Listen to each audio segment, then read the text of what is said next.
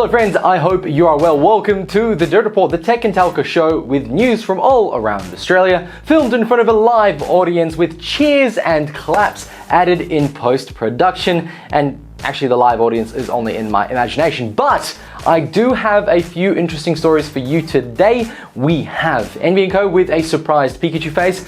Who would have thought copper was a financial black hole? Then an update from Medibank and some tiny little tidbits. So stay tuned for that. Strap in, make sure to like this video if you did, tap the subscribe button, and let's get started by rolling the intro.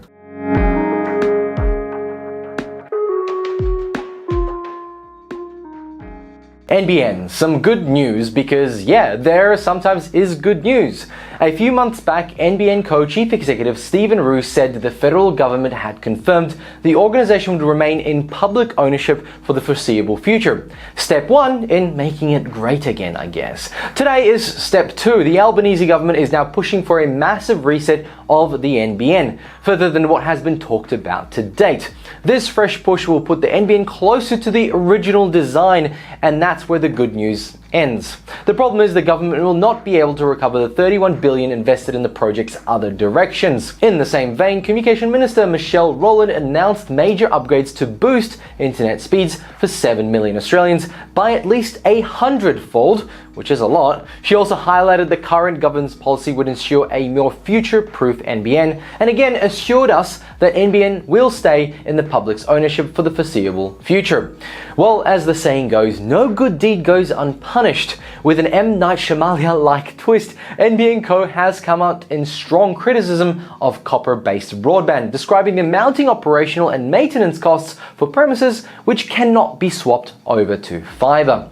In the latest revised special access undertaking document linked below, NBN Co spent an entire chapter explaining the extreme costs of managing a copper network and the rationale for investing in fiber. The SAU reads, NBN considers that strategically upgrading to fiber is the best way to efficiently ensure the NBN network is able to satisfy future demand for higher speeds and increased bandwidth, while reducing operating costs and enabling NBN to offer improved services levels over time. This will ultimately benefit both RSPs and end users. The government recently demonstrated its support of increased fiber in the NBN network by announcing a $2.4 billion worth of investment to support the upgrade of additional 1.5 million premises currently on fiber to the node and fiber to the curb to fiber. Now, NBN's original mandate was to roll out a predominantly fiber-based network. Specifically, NBN was directed to roll out to 93% of Australian premises using fiber to the premises technology,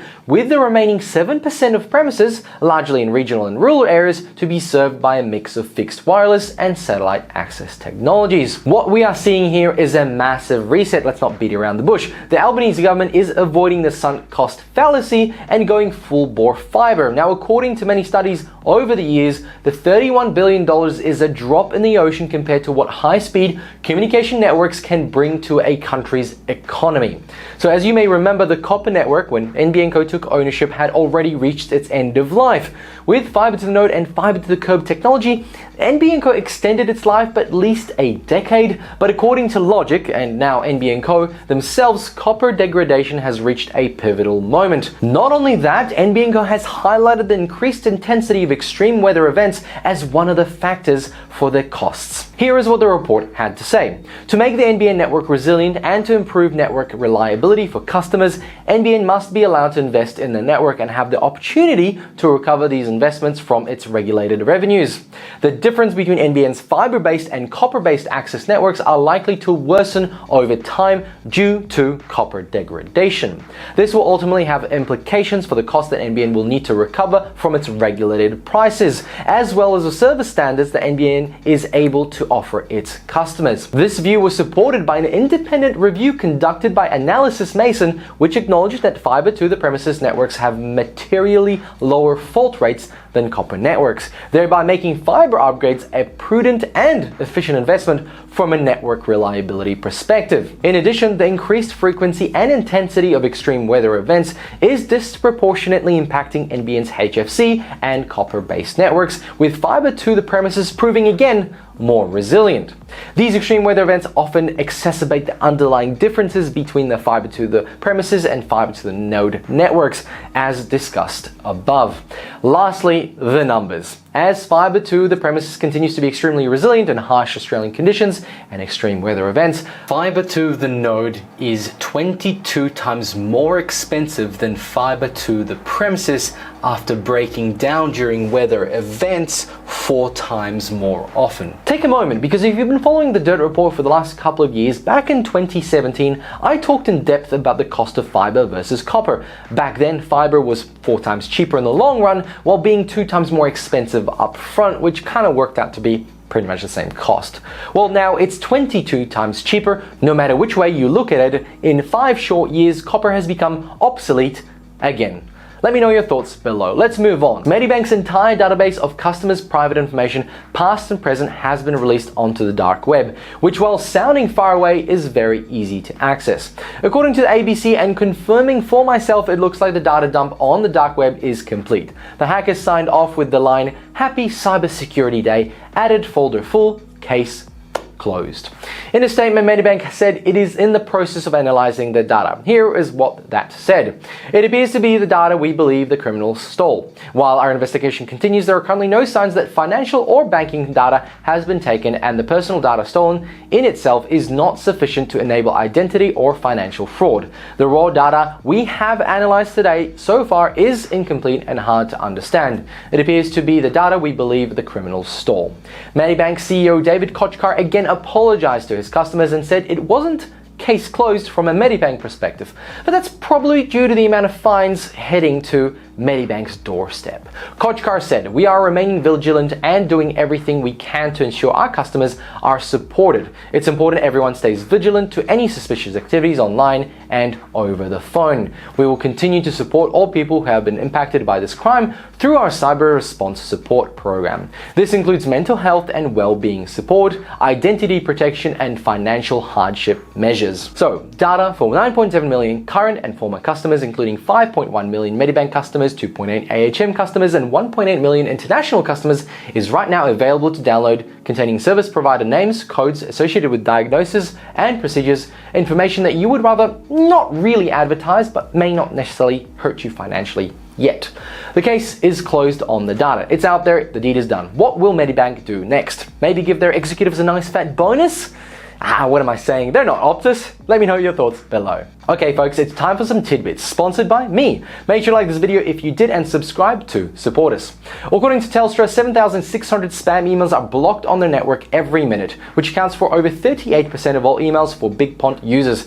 And now this may be because Big Pond users have had their emails since the inception of the internet and signed up to everything, or it could mean that Telstra is doing something right. Nonetheless, props when props are due.